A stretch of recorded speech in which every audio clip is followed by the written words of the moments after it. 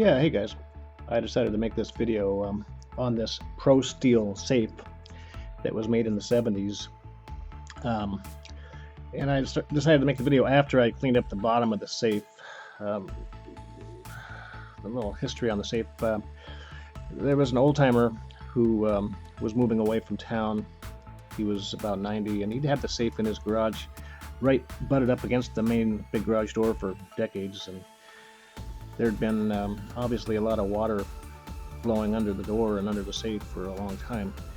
And I didn't even know there was this kind of damage on the safe. I knew that there was the damage from the locksmith, but I didn't know there was the bottom had been rusted so badly. The pits on the bottom were up to 1/8 of an inch deep, and fortunately this safe is a monster. They don't make them like this anymore. The door is 3/8 inch steel plate. The rest of the body is 1/4 inch steel. You know, another safe, a regular safe that you buy today, it would have rusted through easily with the depth of these pits.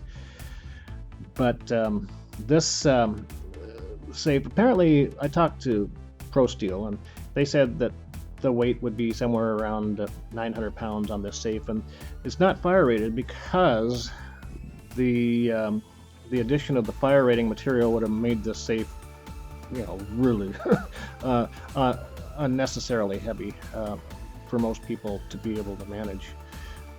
I've dealt with, you know, a regular big box store safe, the same dimensions, and it was simple to move around compared to this. I had to take the door off this safe just so I could move it, and the door was is almost as heavy as a regular safe.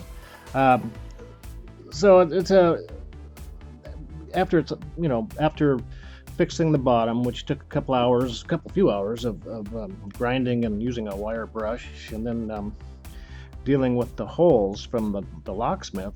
The story on that is the old timer had forgotten the combination. He called the locksmith company, and they came out and drilled and drilled and drilled, and they were not able to open the safe. And these guys have been around for a long, long time. You know, they've been around here for 50 years, and they've got probably 100 years of experience in that store. But obviously, they don't do a lot of safes because they really bungled the drilling job, and that's why I was able to get this safe for free. I considered it, you know, ruined with those holes, but I was able to fill the holes, weld the holes, and then fill it with BONDO and make it ready for paint. And my skill set doesn't, you know, is not in that painting. I can't do the painting on this. I'll hire somebody to paint this when I get around to it. But I can use the safe now, and it's a real nice addition to. And it can't be replaced. Basically, a big safe like this is. They don't make them like this anymore. So hey, thanks for watching. Leave your comments below, questions below. Hey, thanks.